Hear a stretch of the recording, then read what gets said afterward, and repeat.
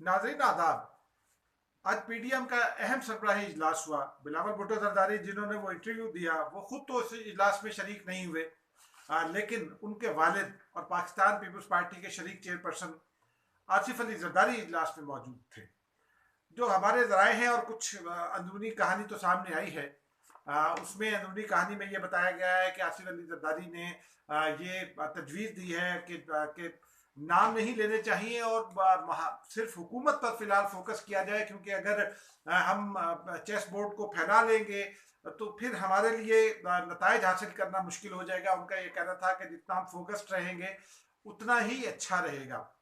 लेकिन नाजरीन, उसमें हमने मुख्तलिफ रहनुमाओं से बात की, मुख्तलिफ लोगों की गुफ्तगू सुनी। जो मुझे समझ में आया है और जो मेरे राय बताते हैं, उनका ये कहना है कि अब वक्त आ गया है कि पीडीएम और एस्टेब्लिशमेंट के दरमियान मुज़ाकरात का एक सिलसिला शुरू हो।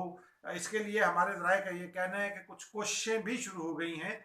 बैकडोर पर अभी कोशिशें हैं और फ्रंट बर्नर पर अभी वो नहीं आई, लेकिन बहरहाल उसका कुछ ना कुछ रास्ता अगले चंद दिनों में निकल सकता है।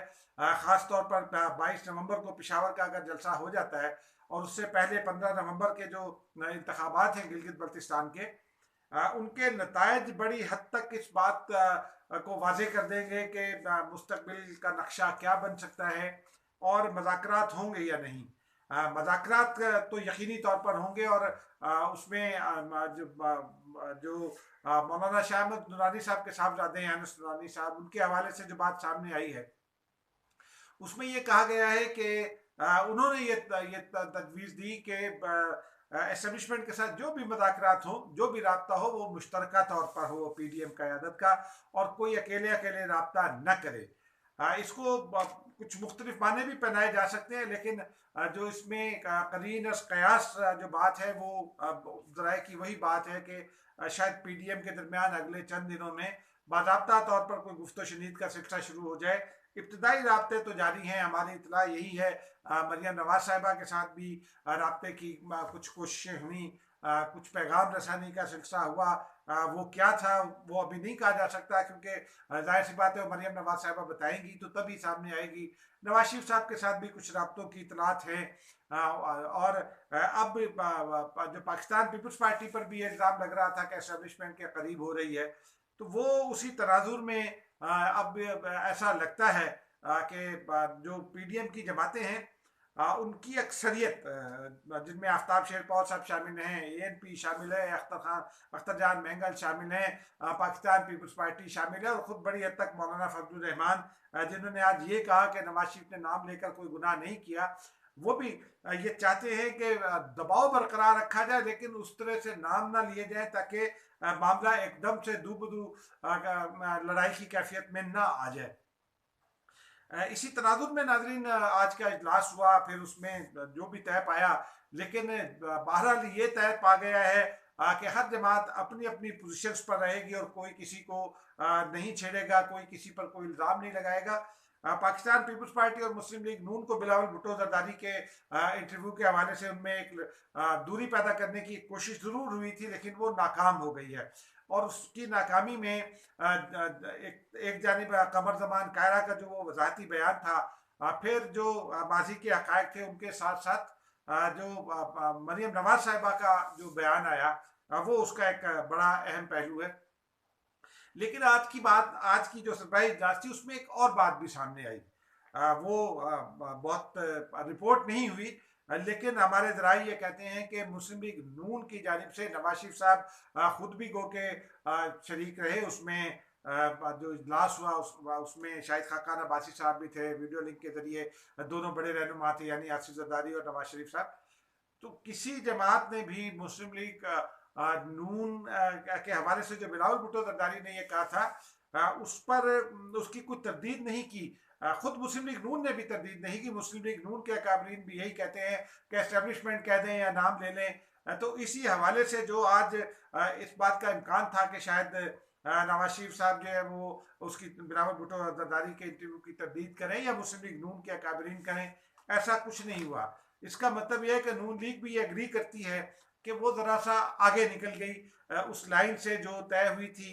जो ऑल पार्टीज कॉन्फ्रेंस थी उसके 26 रुका थी, जो उसका जारी किया गया था एलामिया, जो करारदाद जारी की गई थी, उसके 26 रुकात में जो बात शामिल थी वो एस्टेब्लिशमेंट का लफ्ज़ ही इस्तेमाल करना शामिल था। फिर जो ANP की जानिब से ये तजवीज़ दी गई है कि इमरान खान के पुराने बयान जलसों में चलाए जाएं। ANP भी जाहिर सी बात है वो ऐसी जमात है जो खुलकर नाम नहीं लेना चाहती, लेकिन उनकी ये तजवीज़ बड़ी सिग्निफिकेंट है, क्योंकि उससे अवाम में जब इमरान खान साहब के पुराने बयान चलेंगे तो उसका एक नया तासुर उससे क्रिएट होगा। पोलिटिकली ये मैं समझता हूँ कि बहुत अच्छी तजवीज़ है। नाज़रीन, इसी सारे तनाजुर में इस बलूचिस्तान वाले मामले को भी देखना चाहिए जो मुस्लिम लीग नून में टूट हो रही है। अब्दुल कादिर बलोच साहब जो है लेफ्टिनेंट जनरल रिटायर्ड, उन्होंने और सनाउल्लाह ज़हरी साहब ने जो मुस्लिम लीग नून के साबिक सूबाई सदर भी रहे हैं और वज़ीर आला भी रहे हैं, उन्होंने गुज़िश्ता रोज़ अपने वर्कर्स कन्वेंशन में वाज़े तौर पर ऐलान कर दिया मुस्लिम लीग नून को छोड़ने का, और फिर इस बात की भी तस्दीक हो गई कि पाकिस्तान पीपल्स पार्टी ने उन्हें बाकायदा तौर पर दावत दे दी है पार्टी में शमूलियत की। इस हवाले से बहुत सारे अहम पहलू हैं नाज़रीन।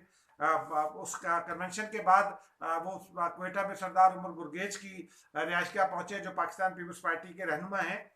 वो रवायती सरदारों का अंदाज उनका नहीं है, लेकिन वो जिस तरह का अंदाज बलोच कबाइल में जरदारी कबाइल का है उसी तरह का अंदाज है उनका, और वो आसिफ अली जरदारी के करीब भी हैं। उसके अलावा डॉक्टर कयूम सुमरो का नाम लिया जा रहा है कि वो बलूचिस्तान के हवाले से काफ़ी एक्टिव हैं, और सिर्फ यही नहीं, ये दो शख्सियात ही नहीं, कुछ और लोग भी टूट कर आएंगे। तब उसमें एक इतला ये भी है कि अब्दुल कादिर बलोच साहब जो हैं उन्हें और सनाउल्लाह ज़हरी साहब को JUI के कुछ लोगों ने भी रब्ता किया है, और JUI के इन लोगों ने सिर्फ इन दो शख्सियात से ही रब्ता नहीं किया है, बल्कि एक इतला यह भी है कि सरदार यार मोहम्मद रिंद जो नाराज हैं PTI से बहुत सारी वजूहत की बिना पर, उनके साथ भी रब्ता किया गया है। सरदार यार मोहम्मद रिंद की पीपल्स पार्टी में ज्वाइनिंग की में बाद रुकावटें थी। अब सियासत में तो सब चलता रहता है, कुछ लो और कुछ दो के उसूलों पर, लेकिन बलूचिस्तान का जो सियासी माहौल है वो ज़रा एक डिफरेंट किस्म का है। बलूचिस्तान में हम सब जानते हैं कि एक सरदारी निज़ाम है, वो कबाइल पर मुश्तमिल ज़्यादातर इलाके हैं।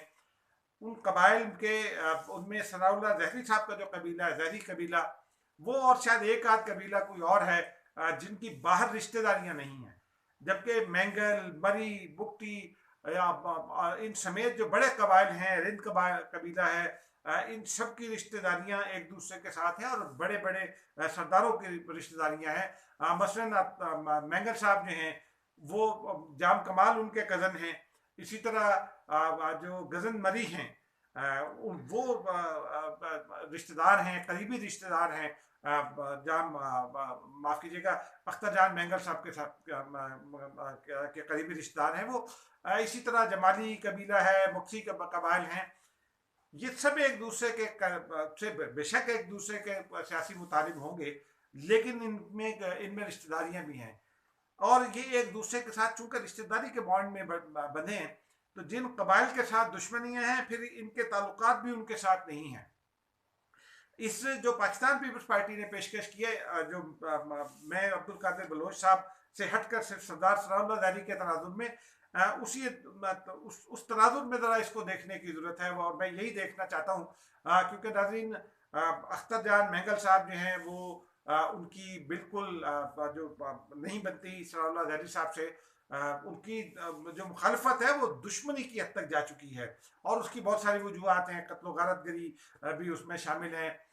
फिर जो गज़न मरी साहब हैं उनकी भी सरदार सनाउल्लाह ज़हरी से नहीं बनती, वो भी एक कबायली दुश्मनी ही का एक शाखसाना है। इसी तरह जो अमानुल्लाह मरी साहब हैं, उनके साहबजादे ने गुज़िश्ता रोज़ एक स्टेटमेंट भी जारी की, वो अभी कुछ अर्सा पहले कत्ल हो गए थे, और उनके साहबजादे ने इल्ज़ाम आयद किया है सरदार सनाउल्लाह ज़हरी पर तो इस तरह जो मुस्तकबिल का जो सियासी नक्शा हो सकता है या जो इसका नतीजा हो सकता है पाकिस्तान पीपल्स पार्टी के लिए, वो मेरे नज़दीक ये शायद आसिफ अली जरदारी की ये पॉलिटिकल चाल जो है वो फायदे से ज़्यादा पीपल्स पार्टी को नुकसान दे सकती है। ये लोग सवाल ये कर सकते हैं कि पीपल्स पार्टी क्या करने जा रही है, क्योंकि अगर इस वक्त अगर देखें हम तो बेंगल सरदार जो हैं बलूचिस्तान के, वो आसिफ अली जरदारी के करीब हैं, मतलब उनके दरमियान एक एतमाद का रिश्ता है। लेकिन अगर सरदार सनाउल्लाह ज़हरी पाकिस्तान पीपल्स पार्टी में आते हैं तो मुस्लिम लीग नून से टूट कर आने वाले सरदार सनाउल्लाह ज़हरी की आमद पर सरदार अख्तर जान बेंगल का रद्द-ए-अमल क्या होगा, ये देखने की ज़रूरत है। फिर जो गजन मरी हैं उनका रद्द-ए-अमल क्या होगा, वो भी आसिफ अली जरदारी के करीबी साथ दोस्तों में समझे जाते हैं। फिर सरदार सनाउल्लाह ज़हरी के एक सौतेले भाई हैं मीर इसरारुल्लाह ज़हरी, वो उनका भी सरदार सनाउल्लाह ज़हरी के साथ जो ताल्लुकात हैं वो भी दुश्मनी की हद तक चले गए हैं। रिश्तेदारी है, वालिद एक हैं, वालदाएं दो हैं, लेकिन उनके दरमियान जो ताल्लुकात हैं वो दुश्मनी की हद तक जा चुके हैं। वो आसिफ अली जरदारी के टाइम टेस्टेड न सिर्फ दोस्त हैं बल्कि इत्तेहादी भी हैं। माजी में जब भी आसिफ अली जरदारी को या पाकिस्तान पीपल्स पार्टी को माजी करीब तक सेनेट में उनके वोट की जरूरत पड़ी तो वो हमेशा पीपल्स पार्टी के साथ और आसिफ अली जरदारी के साथ खड़े हुए। तो इस तरह ये मुस्तकबिल में जो सियासी मंजर बनता दिखाई देता है उसमें यही है कि बलूचिस्तान में सरदार सनाउल्लाह ज़हरी की अगर आमद होती है पाकिस्तान पीपल्स पार्टी में तो वो पीपल्स पार्टी को शायद एक सीट तो दे दे, लेकिन पीपल्स पार्टी का जो इस वक्त रसूख है आसिफ अली जरदारी का इन कबायली दोस्तियों की वजह से वो मुतासिर हो सकता है। यही वो असर रसूख है जिसको इस्तेमाल में लाकर माजी में हुकूमत ख़त्म की गई थी। फिर एक इतला ये भी है कि जाम कमाल जो हैं वो खुद भी इमरान खान साहब से खुश नहीं हैं और वो पीटीआई में भी नहीं जाना चाहते।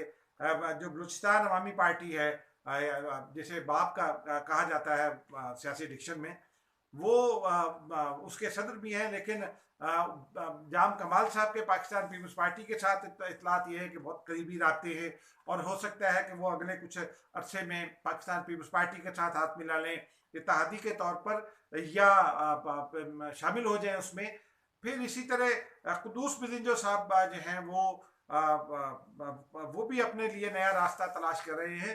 वो शायद पीटीआई के साथ जाना चाहते हैं या फिर वो मौलाना फजलुर रहमान की जेयूआई में जाना चाहते हैं, क्योंकि मौलाना फजलुर रहमान के साथ जो ये राब्ते हैं या उन्होंने जो सरदार यार मोहम्मद रिंद को और सनाउल्लाह ज़हरी को और कुद्दूस बिदिंजो के साथ जेयूआई ने राब्ते इस्तेमाल किए हैं, उसकी एक बड़ी टेक्निकल वजह है। बलूचिस्तान में ये रवायत है कि गवर्नर जो है वो पश्तो स्पीकिंग होगा और जो वज़ीर आला है वो बलोच कबाइल से होगा। अब अगर बलूचिस्तान से बलोच वज़ीर आला लेना है तो अब मौलाना फजलुर रहमान के पास जो वोट है वो पश्तून बेल्ट में वोट है और उनके रहनुमा जितने भी हैं बलूचिस्तान से वो तमाम के तमाम पश्तून हैं। आप देख लीजिए जो उनकी पार्टी के सेक्रेटरी जनरल भी हैं मौलाना हैदरी साहब हैं, हाफिज हुसैन अहमद साहब का ले लें या किसी भी रहनुमा का नाम आप ले लें, वो तमाम के तमाम पश्तून हैं, चाहे वो सिबकतुल्लाह साहब हो, मौलाना सिबकतुल्लाह साहब हो या कोई भी और हो। इस तरह उनको अगर चीफ मिनिस्टरशिप लेनी है बलूचिस्तान में, जिसका के तस्करा जो है कुछ ज़बानों पर है कि जो बैकडोर रखते हैं उनमें बलूचिस्तान की चीफ मिनिस्टरशिप डिस्कस कर रहे हैं मौलाना फजलुर रहमान साहब, तो वो उस वजह से उनको एक आसानी हो जाएगी। अलबत्ता जो हैं lieutenant general retired Abdul Qadir Baloch साहब, उनके जो पिछले दिनों की कुछ सरगर्मियाँ कुछ मुलाकातें उसके बाद अगर वो पीपल्स पार्टी में आते हैं तो फिर पीपल्स पार्टी के खिलाफ ये जो इल्ज़ाम लगता है एस्टेब्लिशमेंट के करीब होने का, ये मुस्तहकम हो जाएगा। कादिर बलोच साहब के हल्के के हवाले से भी बहुत अहम सवालात मौजूद हैं। वो जब इलेक्शन जीते थे पिछला आज़ाद उम्मीदवार के तौर पर तो कोई 550 या 5050 को इस तरह के वोट लिए थे उन्होंने, तो वो बहुत कम वोट लेकर मुंतखब हुए थे क्योंकि वो इलाका भी ऐसा है जहाँ वोट पड़ने का रुझान बहुत कम है।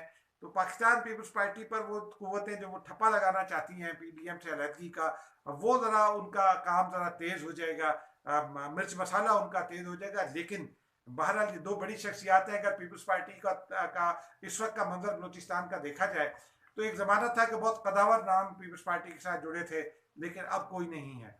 अब अली मदद जतक साहब हैं, वो सूबाई सदर हैं, लेकिन वो कदावर नाम नहीं है। वो खुद भी मिले हैं अब्दुल कादिर बलोच और मीर सनाउल्लाह जहरी से, और हमारी इतला ये है कि इन दोनों शख्सियात ने पीपल्स पार्टी ज्वाइन करने के लिए इंक्लिनेशन तो अपनी दी है, अपनी रजामंदी का जाहिर किया, लेकिन कुछ शराइत रखी हैं, जिनमें से एक शर्त मेरे ज़राए ये कहते हैं कि वो ये है कि पीपल्स पार्टी अगर अगला इलेक्शन होगा तो चीफ मिनिस्टरशिप के लिए सरदार सनाउल्लाह जहरी के नाम पर भी गौर करेगी। अगर ये होता है तो फिर और सरदार सनाउल्लाह जहरी जो गुफ्तगू उन्होंने की है मियां नवाज शरीफ के खिलाफ, उसके साथ वो आते हैं यहाँ, तो फिर पीपल्स पार्टी और नून लीग का मरकज की सतह पर क्या ताल्लुक होगा, ये भी एक देखने वाली बात होगी। जो सरदार जुल्फ़िकार मक्सी और उनकी फैमिली है, उनके साथ ताल्लुकात पाकिस्तान पीपल्स पार्टी के क्या रहेंगे, वो भी एक देखने वाली बात है, क्योंकि उनके सौतेले भाई नादिर मक्सी भी पाकिस्तान पीपल्स पार्टी में, उनके आसिफ जरदारी के साथ भी ताल्लुकात हैं और भुट्टो ख़ानदान के साथ भी ताल्लुकात हैं। तो ये मंजरनामा जो है वो कोई पाकिस्तान पीपल्स पार्टी के लिए एक ऐसा मंजरनामा बन सकता है जो डरावना ख्वाब भी हो जाए। लेकिन ये भी हो सकता है कि आसिफ अली जरदारी जो ये जुआ खेल रहे हैं वो कामयाब हो जाए, उसमें बलूचिस्तान में पाकिस्तान पीपल्स पार्टी को कुछ बड़े नाम मिल जाएं। लेकिन बहरहाल ये तय है कि बलूचिस्तान की चंद बड़ी शख्सियात जो हैं वो अगले चंद हफ्तों में या चंद महीनों में पाकिस्तान पीपल्स पार्टी ज्वाइन कर सकती हैं। नाज़रीन, अब तक के लिए इतना ही, इस दरख्वास्त के साथ कि कोविड-19 से अपने बच्चों की, अपने वालिदैन की, अपने रिश्तेदारों की और अपने अहले मोहल्ला की हिफाजत कीजिए, एहतियात कीजिए, बहुत एहतियात की ज़रूरत है। और आपसे ये आखिरी दरख्वास्त के इस चैनल को सब्सक्राइब कीजिए, लाइक कीजिए, कमेंट ज़रूर कीजिए कि कोई अगर आपको मालूमात दरकार है सियासी हवालों से, कुछ आप जानना चाहते हैं, इनबॉक्स में सवाल कीजिए, आपको उसका प्रॉपर जवाब भी हम कोशिश करेंगे कि बहुत जल्द दे सकें। नाज़रीन, अब तक के लिए इतना ही, मिलते हैं कल एक और वीडियो के साथ।